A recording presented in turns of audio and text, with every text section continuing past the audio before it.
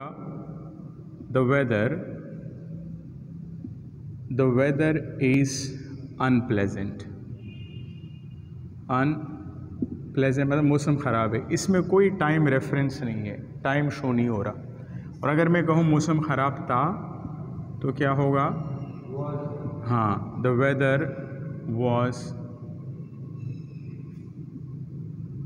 Unpleasant.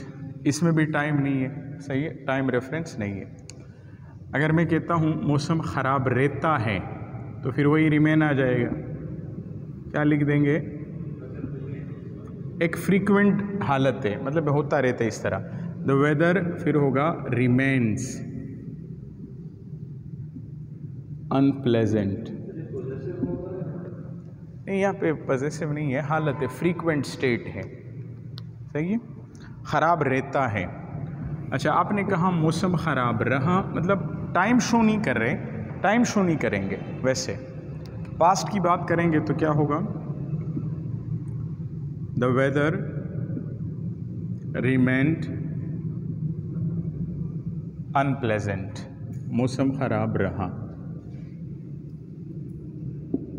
लेकिन अगर आप कहते हैं टाइम शो करना चाहें, क्या शो करना चाहें? टाइम, 2 दिन, 2 महीने, 2 साल, जो भी है, 2 घंटे, तो फिर आप 2 टेंसेस का इस्तेमाल करेंगे। या तो प्रेजेंट परफेक्ट कंटिन्यूअस का इस्तेमाल करें या प्रेजेंट परफेक्ट का इस्तेमाल करें, या फिर पास्ट परफेक्ट या पास्ट परफेक्ट कंटिन्यूअस का। अब यहाँ पे कंटिन्यूअस यूज़ नहीं कर सकेंगे। क्यों? आसिफ, यहाँ पे present perfect continuous tense use क्यों नहीं होगा?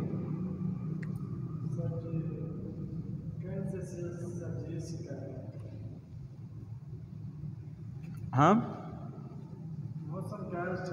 नहीं, देखिए ना, सुने, मैं कह रहा हूँ कि 2 टेंसों में हम इसको मतलब इस तरह के जुमले हम कर सकते हैं, या तो परफेक्ट, प्रेजेंट परफेक्ट, या प्रेजेंट परफेक्ट जिसमें हमने टाइम बताना हो, या पास्ट परफेक्ट या पास्ट परफेक्ट कंटिन्यूअस। मैं कह रहा हूँ कि यहाँ पे प्रेजेंट परफेक्ट तो आ सकता है, परफेक्ट कंटिन्यूअस नहीं आ सकता। तो क्यों नहीं आ सकता, ये मैं पूछना चाह रहा हूँ। नहीं, देखिए, इसमें काम हो रहा है, इस पूरे जुमले में कोई काम है?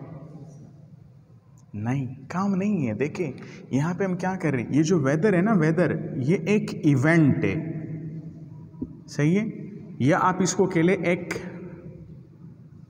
फिनोमिनन है। क्या है? एक मखसूस फिनोमिनन का मतलब एक हालत है। कोई काम नहीं है यहाँ पे, जीरो एक्शन है। तो जब काम नहीं है, कंटिन्यूअस टेंसेस में थोड़ी यूज करेंगे। कंटिन्यूअस टेंस मतलब आप कह रहे हैं मैं क्लास ले रहा हूं, तो उसमें तो आपका काम है, आई एम टेकिंग क्लास। लेकिन अगर आप ये कहते हैं मैं क्लास में हूं, तो सिंपल आप कहेंगे I am in the class, क्योंकि आप एग्जिस्टेंस की बात कर रहे हैं, एक्शन की बात नहीं कर रहे। तो जब काम ना हो किसी सेंटेंस में तो कंटिन्यूअस टेंस का इस्तेमाल आप नहीं करते, सिंपल का करते हैं। तो क्या कहेंगे? देखिए ना, जो बी वर्ब होता है, क्योंकि अभी आगे हमने वर्ब पढ़ना है, ये आपका बी है ना, बी, इस बी का मतलब क्या है? Is am are, is am are, सही है। अच्छा, इसका सेकंड फॉर्म क्या है? Was were, was were. और इसका थर्ड फॉर्म क्या है? Been, been. और इसका आईएनजी वाला फॉर्म क्या होगा? वो इसका होगा बीइंग। क्या होगा? बीइंग। अब देखिए, या मैंने क्या लिखा? The weather is unpleasant. आज की हम बात कर रहे हैं। ये जो इज मीज वाज वर लगाते हूं, ये क्या शो कर रहे हैं? ये टाइम को भी शो कर रहे हैं, सही है। अच्छा, द वेदर वाज, तो यहां पे आपने वाज लगा दिया, तो ये पास्ट टाइम शो हो रहे हैं, प्रेजेंट और पास्ट। इधर आप जो कह रहे हो रिमेन्स, रिमेन के साथ आपने एस लगाया है, तो ये भी प्रेजेंट शो कर रहे हैं। यहां पे आपने रिमेन के साथ लिंकिंग वर्ब ईडी लगा दिया, तो ये पास्ट शो कर रहे हैं। समझ आ रही है?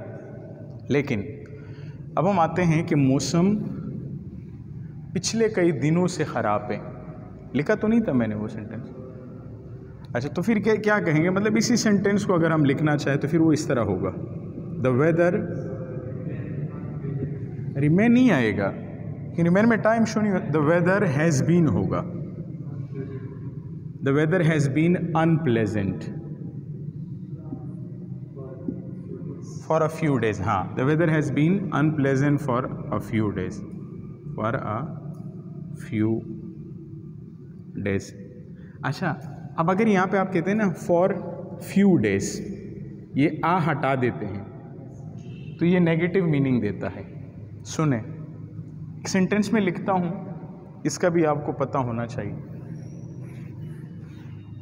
एक सेंटेंस से ये फिर वाइंड अप करते हैं, ये टॉपिक देकर ना फिर वाइंड अप करते हैं, क्योंकि पता नहीं चल रहा है जिस तरह सिचुएशन है। एक होता है फ्यू, एक होता है आ फ्यू और एक होता है द फ्यू। ठीक है, ये काउंटेबल नाउन के साथ यूज होते हैं। अगर आप कहते हैं, मतलब इसको इस तरह लिखते हैं फ्यू फ्रेंड्स, इस फ्यू का मतलब होता है ऑलमोस्ट नन, कोई भी नहीं, कोई भी नहीं। और इस आ फ्यू का मतलब होता है सम,